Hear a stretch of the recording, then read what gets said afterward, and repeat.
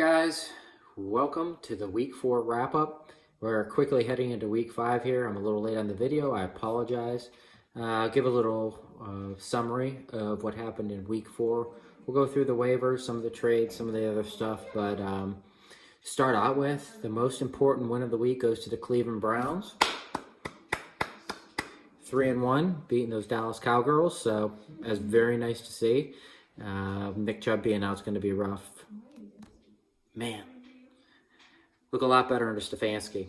Anywho, to get into the week, we always start with my team because it's the most important team in the league. And I just want to announce to everybody that Julio Jones is officially a quitter. 15 plays, really, bro? So I had a chance to beat Rivera this week. Didn't happen. Julio Jones called it an early night, and he went down to Cancun to go sip some beverages with Rivera, apparently. So nice work on that, Rivera, getting him down there, but my team lost 2-2, struggling towards the bottom here. Ricard won his second week. He beat Bo out as far as points go by a little over a point. So that's $100 for Ricard so far. So Bo lost out on the $50. Well, how much did that cost him in Fab? Well, technically, we can talk about that in a minute here. But he spent $4 to get Blankenship from Indianapolis, dropped him, picked up Sly from Carolina 4 hours after spending $4 in Fab on him, and this cost him $50. So if he would have kept Blankenship, he would have the money, but he didn't want it that bad, nor did he want the $4 in Fab. So we'll get to the conclusion of that story here in a minute or so. But Franco beat Kyle this week, and they weren't head-to-head, so they didn't actually beat each other, or Franco didn't actually beat Kyle. So what happened was Kyle got the lowest points of the week. Franco got the second lowest points of the week. Franco has yet to get the lowest points in any week. So congratulations, Franco. You may be at the bottom of the league as far as points, but you're still winning in my heart. Nice job. Courtnell still winless. He's 0-4. Team's not that bad, but just not performing at this point. So good luck this week, Courtnell, until you play me. Lose as much as you want. Listening to trade offers. Julio's on the block.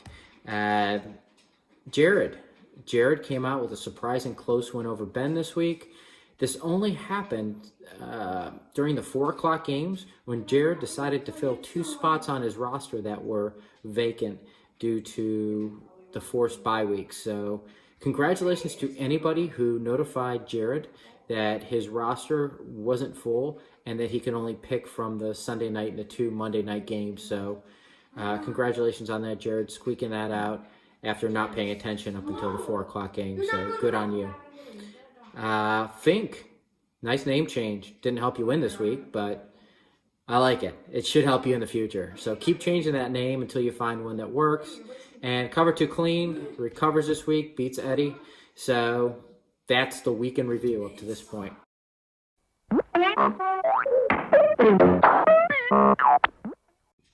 Okay, on to the waiver portion.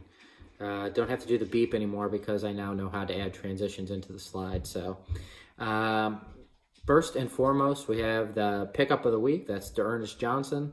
So he was the hot commodity. I ended up with him for $21. We had Case at 17, Ben at 15. So I'm not sure where Ben had him on his waiver priority. It doesn't show that, but there definitely were a couple people bidding for him. So $4 over. Again, you never know how these guys are going to work out. 14 teams picking up waivers. So we'll see how it goes.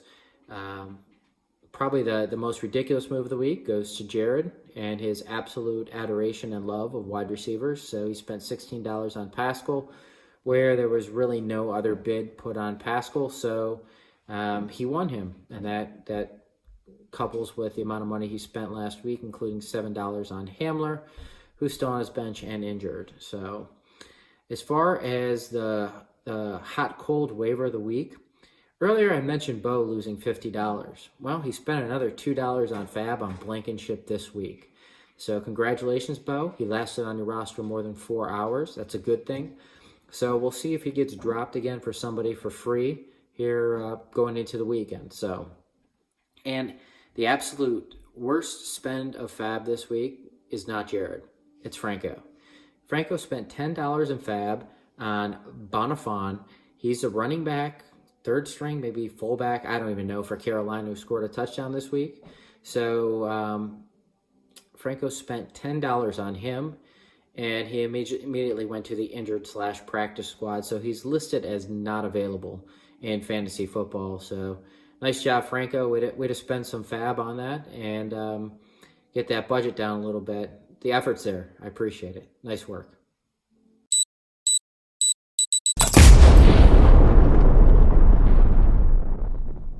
Now, here's a transaction part of the show that we will not have very often. That's trades. So a couple trades happened over the course of the last week. The first one was Jeff Wilson for Evan Ingram. I think that was straight up. So again, I got the tight end I need to start this week and lose. So good for me. And then the second one was also me and Case, and that was Melvin Gordon for Josh Kelly, and basically some draft picks for next year. So transactions are starting to happen as far as trades. More offers coming in, going out.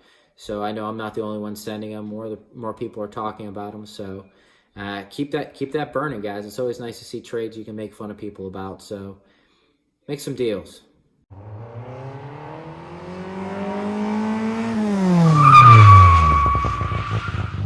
And last but not least, we're going to go through the power rankings just briefly. There isn't too much to explain outside of there are 3 teams or so that are really rising above the rest. That's Bo, Ricard, and obviously Chris Rivero. So they're above the rest. We have a couple teams that are down at the bottom. In fact, 9 of the teams kind of sit in the middle. So one of the key stats that I look at to determine how teams are doing is the weekly versus. So if you played the whole league.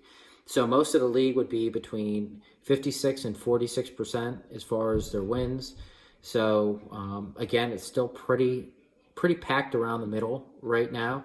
Unfortunately, I'm a little outside of that group, so I'm sure many of you would love to hear that. However, still got high aspirations, 2-2, like most of the league right now. So I imagine this league, like many of the leagues, will finish around 8 wins being that cutoff point for the playoffs. So also, Rivero lost his hold on every single positional battle as far as points go. So average points per week. So that's nice to see as well too. But he's still sitting up top of the power rankings. He's off to a marvelous start, definitely, to make the playoffs. He stays healthy, I imagine he'll be in there. So there's 5 other spots remaining. So, all right, guys, good luck this week. Look forward to seeing you and talking to you here soon. Bye.